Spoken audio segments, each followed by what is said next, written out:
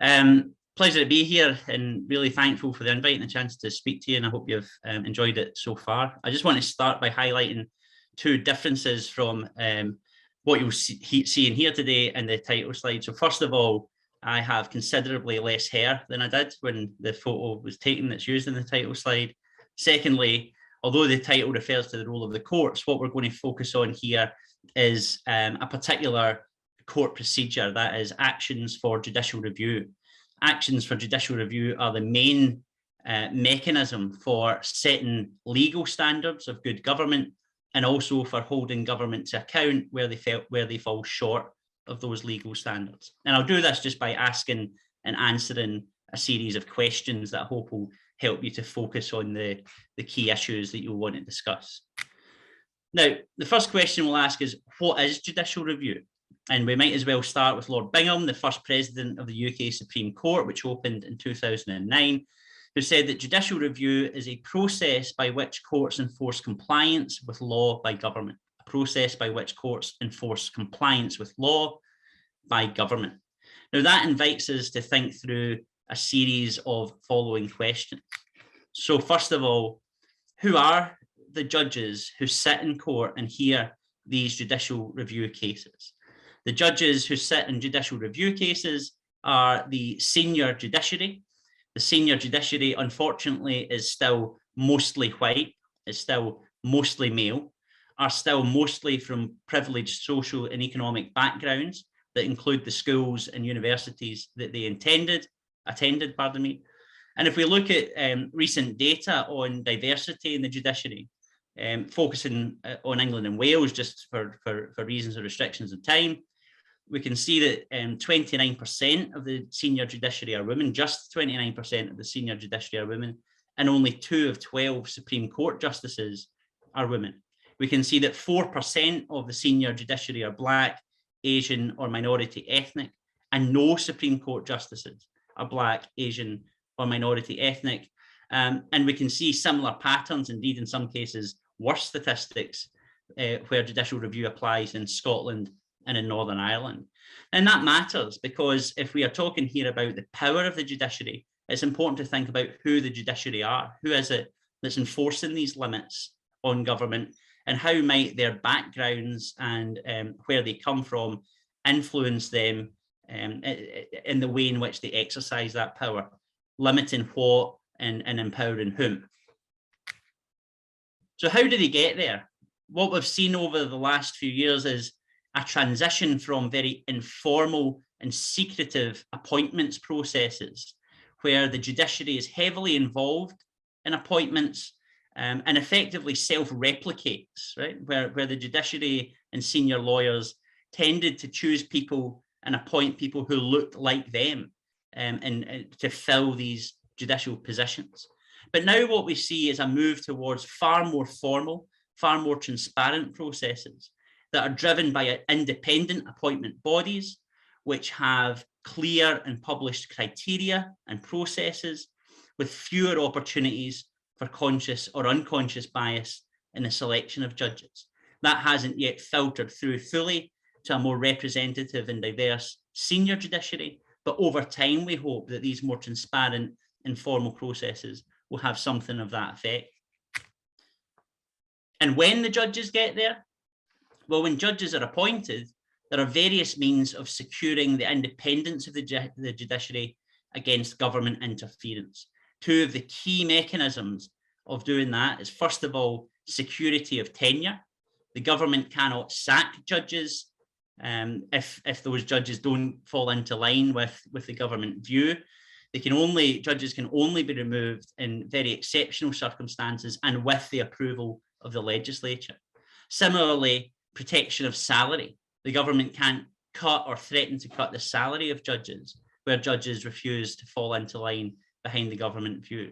And so in these ways and in various other ways, the judges are able to be protected from government interference and to hold an independent position and wield that power independently. Now, if judicial review is about setting and upholding standards of legality, then when is an act or omission by government unlawful? Well, when the government acts without lawful authority, when, for example, government's secondary legislation goes beyond the powers given to the government by Parliament, then it will be held to be unlawful. Right? And this can apply in a number of ways. First of all, by the government misunderstanding and incorrectly applying its powers, not understanding or incorrectly applying the powers given to them. Where the government acts irrationally, where it acts in defiance of logic or accepted moral standards, such that no reasonable body or decision maker could possibly have arrived at the same decision.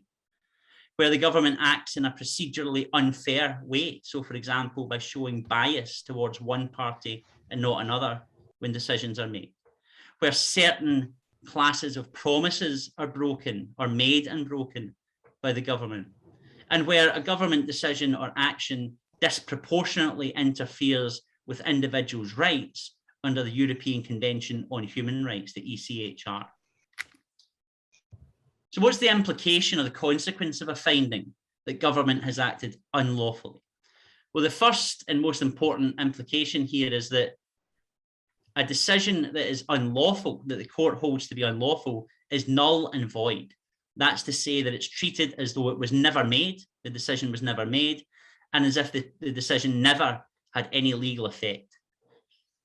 If the government ignores a court order, then ministers might be subject to contempt of court proceedings, a very serious form of proceeding. But what we mostly find is that there's a culture of compliance with court proceedings in the UK, even if it's a culture of comply and complain.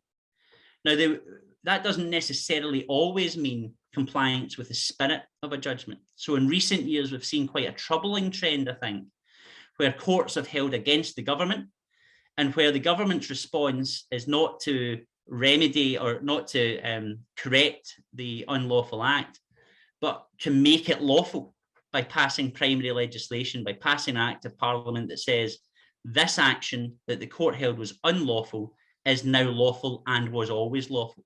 And because that is passed by an act of Parliament rather than simply by secondary legislation or other government action, it is not subject, as we'll see, to judicial review by the courts. In other words, the discussion is stopped, the action was lawful. So as I said, what about the review of legislation? We've talked about the review of government action, including secondary legislation.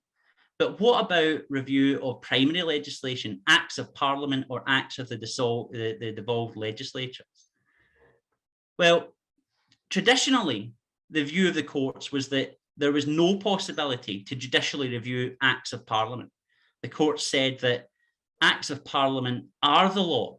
They are the highest form of law in this country. And so it's impossible for an act of Parliament to be unlawful, to be unconstitutional, and therefore to be struck down by the courts. But there's a change in that attitude. There's a change in that position. Sometimes that's because of legislation, courts being given powers to review legislation. Sometimes that's because of powers that the judges take or claim for themselves to review legislation. I've got some examples here.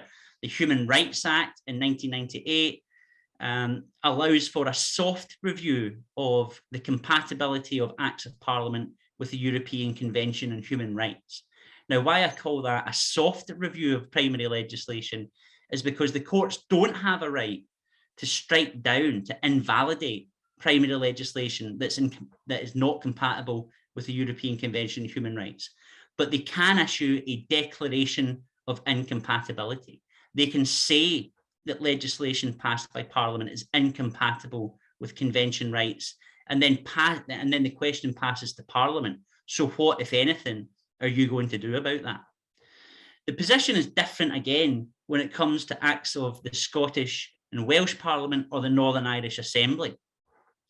Where we're talking about devolved primary legislation, the courts can strike down that legislation, can invalidate that legislation, where it's incompatible with convention rights, or where the legislation refers to policy areas that are reserved to the Westminster Parliament, that only Westminster and not the devolved legislatures can legislate for. But judges themselves have started to take or make claims for judicial power quite beyond the powers given to them, to the courts by Parliament.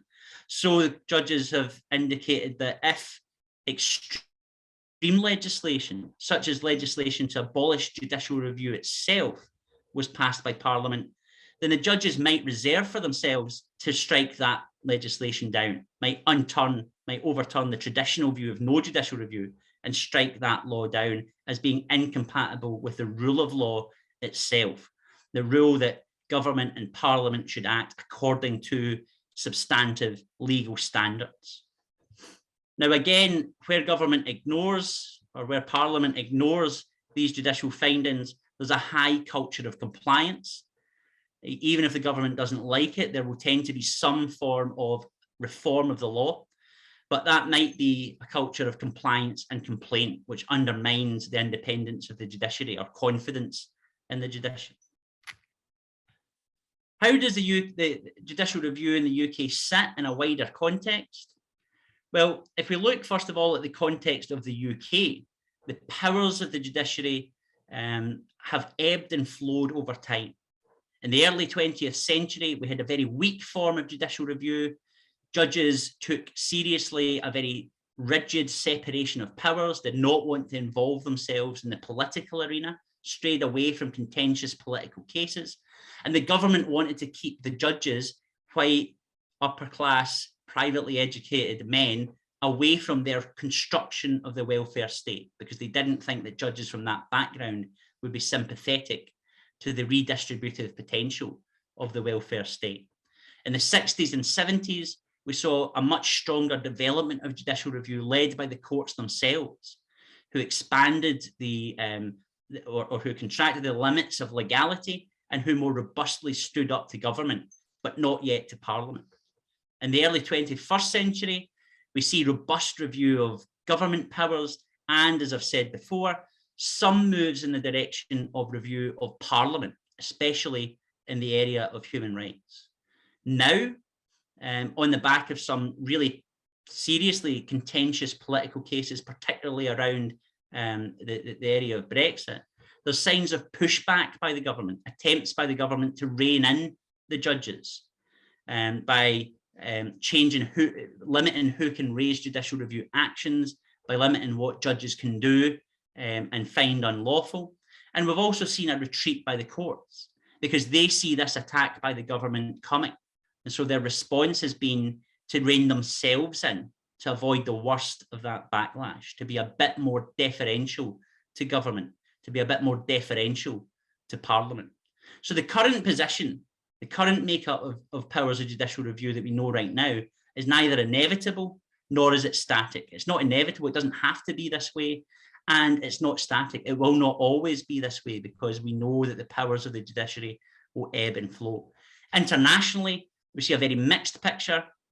In some jurisdictions, in some countries, we see very strong judicial review of legislation, for example, in the USA, some soft review of legislation similar to what we've seen in the UK and Canada or New Zealand, and in some cases, no review of legislation at all. Indeed, review of legislation is unconstitutional in the Netherlands. So again, the current balance of judicial power in the UK is neither inevitable nor is it static.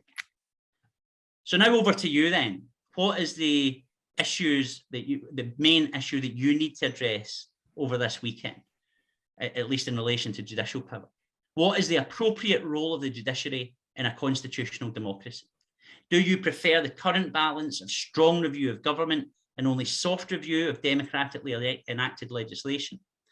Are judges independent guardians of the Constitution whose powers should be strengthened in very challenging political times? Or should the powers of white, male, privileged and unelected elite to interfere in politics be curtailed? These are all live debates, all options on the table, and I look forward to seeing what you have to say about it. Thanks very much.